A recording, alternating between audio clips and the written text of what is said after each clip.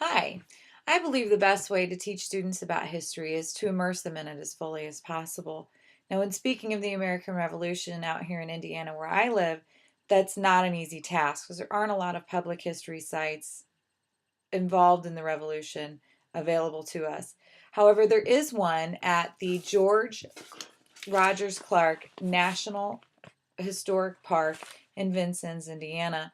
It is believed to be the site of Fort Sackville. Now, the Proclamation of 1763 prohibited the settlement by colonists out in this area. And so these forts that were previously French forts before the French and Indian War at this time were held by the British soldiers, although there were still French citizens living in them.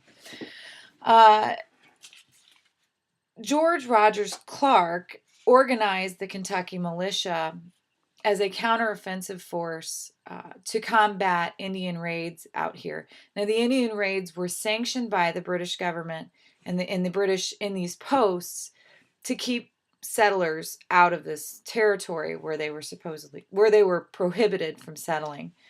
Now, George Rogers Clark, when he organized his counteroffensive force, it was given consent by Patrick Henry, the governor of Virginia of the time. On August 6, 1778, the British Lieutenant Governor Henry Hamilton had heard of the fall of posts at Vincennes, which would have been Fort Sackville, the fall of a post at Kaskaskia and Cahokia, and he left Detroit with his forces to come and retake principally Fort Sackville and then the other forts after that.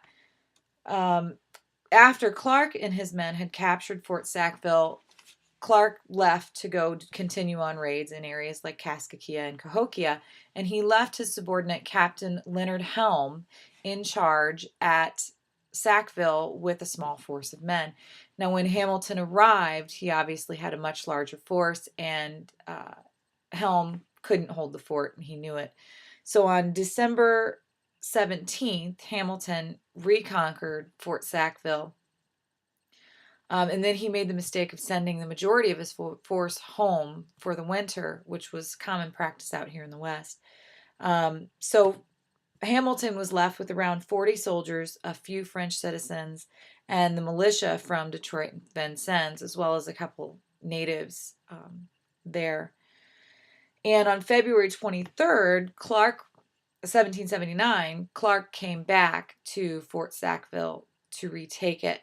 Now, Clark had a force that was much larger, of around 500 men, it is believed.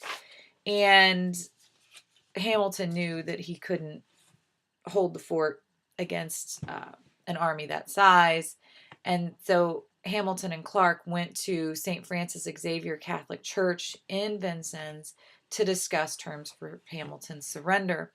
They were unable to reach an agreement that day, and they went back to their posts. And upon returning to their posts, an Indian raiding party that Hamilton had sent out along the Ohio River had come back and saw the British flag flying at Fort Sackville and were cheering their victory from their raid, and were quickly cut down by Clark's men, riflemen.